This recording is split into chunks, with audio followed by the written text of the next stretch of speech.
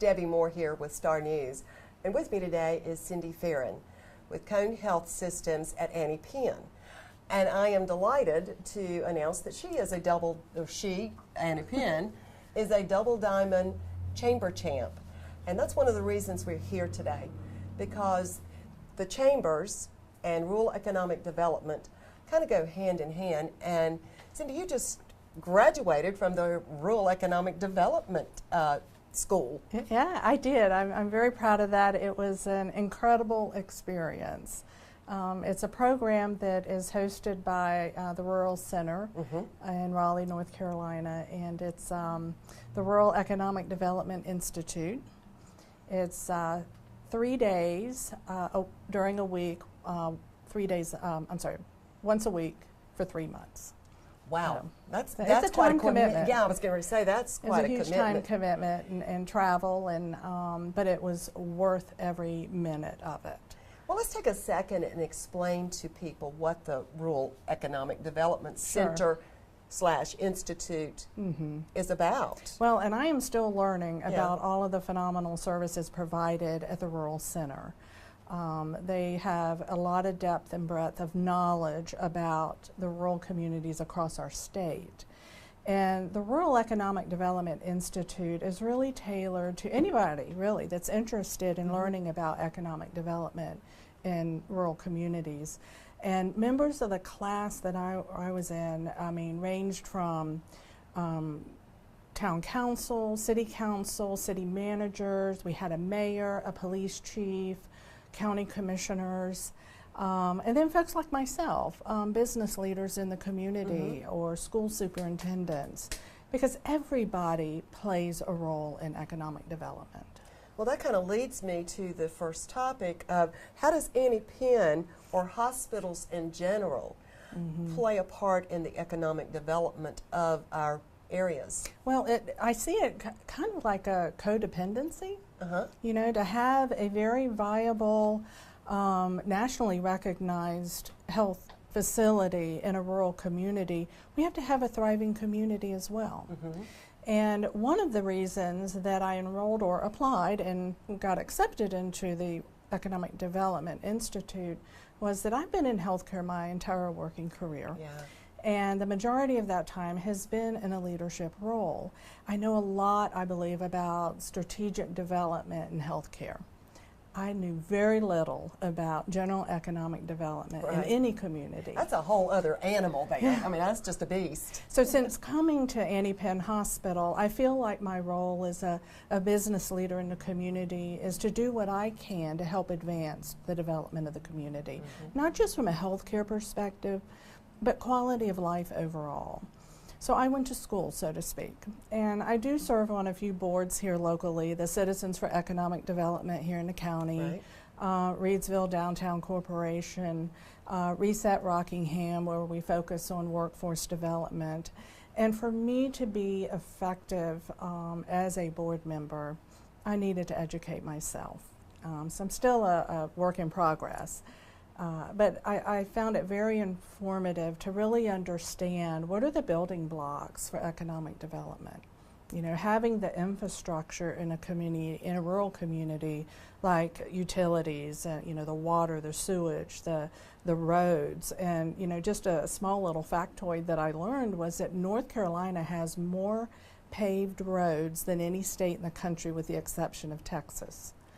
Which is interesting. That is extremely, I would have never thought that. I mean, and you know, we define a rural community where you have 250 or less people per square mile. We definitely qualify there. Yes.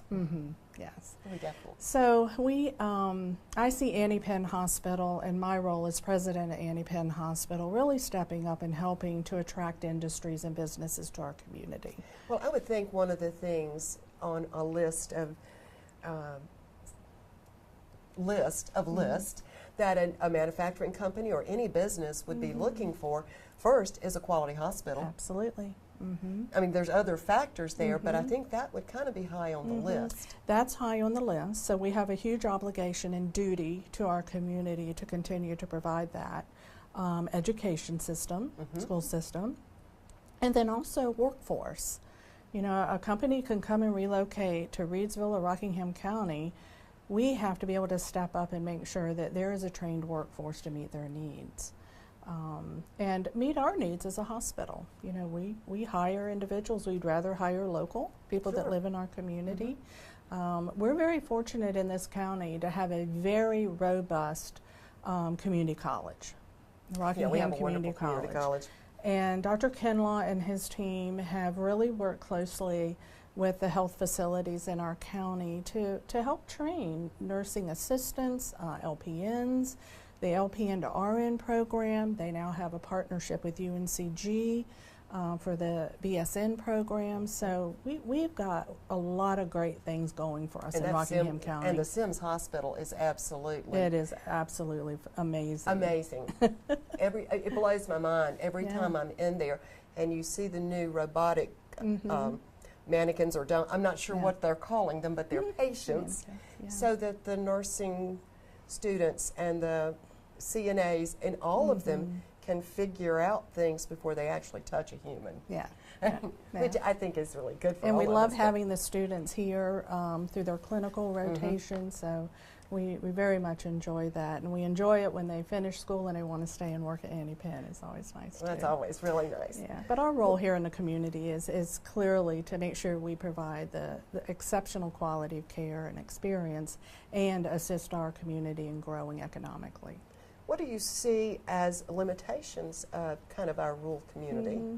Any that you can think of? Well, I think the typical limitations for a rural community are, and it depends on where in Rockingham County you may look. I can speak to Reidsville more knowledgeably than anywhere else. We have a very good, strong town leadership, city leadership. Not every rural community has that. We have a lot of community support. And when I say we, I'm speaking from the county and community perspective, particularly. And people that are citizens that are thinking into the future. I think too many communities might get stuck in the past because they're waiting for the good old days or the way it used to be, and many times they're not coming back. No. And I think that we need to be proactive in creating our future versus having it created for us. I agree 100% on that. I've always thought we needed to just keep moving forward. You've got to. Yes. What do you see as your role, and we've already touched on some of this, of economic development here in Rockingham County? Anything you want to add to that part of it? Well, the other thing is supporting the companies that are already here and that are growing. How can we as a health facility help them to keep their employees healthy, their workforce healthy? That is a part of our role as well. A healthy employee is a happy and productive employee. And if you're working in the manufacturing environment or an environment like ours, it is open 24 hours a day, 7 days a week, you never close. So whenever anyone is out ill, it has an impact on everything. So how do we keep people healthy and at work and being productive? And we're nationally seeing a shift away from the focus on hospitals and sick care. That we at Cone Health are taking on more what we call at-risk contracts, payer contracts, so that we're incentivized to keep people out of the hospital. Sure. And it really is the right thing to do, keeping our population and community healthy. So I think we're seeing healthcare shift in general to where there's going to be more payment for those preventive services and education and helping folks. So that's our role. I think that is that is a really good thing. But you know, one of the things that I am so proud of for our community, our small rural community, is the fact that we have such a wonderful hospital that we have here. Not many rural communities have that. So how do you see that as a pro? Well, one of the big takeaways for me from the Economic Development Institute was the importance of the urban to rural connection. We're very fortunate in this community to have Greensboro as our urban connection to our rural community, and the connection with Cone Health and the services and the level of services that are provided in Greensboro that we won't provide here Right. at Annie Penn. It's only 20 or 30 minutes down the road, not an hour and a half, 2 hours down the road. So that urban to rural connection is vitally important, whether it's for healthcare or anything else. Sure. So what I learned through talking with others at the Institute was how they were going to go back and look at what is close to them that they can connect with. It has the resources that maybe the rural community will never have and won't need to have if they have that connection. Well, I think one of the best things that we have here is our oncology department, because patients that are going through cancer and cancer treatments, it is so hard for them to have to leave home, so to speak, and travel for those services. And Annie Penn has it right here. Well, we do, and that is a population that we tend to bring into our fold, and they become part of our family. You know, they come to us. They come to us not just for the treatment of their cancer, but for hope. And if we can give them hope, we have given them a gift. I think that is pretty much. Let's finish up with the fact that Annie Penn is still a viable, successful Cone Health merger right here in our community. So let's talk about that just a little bit. And you know, I give all this credit to my predecessors, Susan Fitzgibbon, now Shoemaker, and the board at the time here at Annie Penn, and having the forethought to join a larger organization. And they did that at a time that they were doing well, economically, financially, everything was going well, but they had the forethought. You know, when you go to look for a partner, you don't want to go look when things aren't going well. Your choices are limited. Very limited.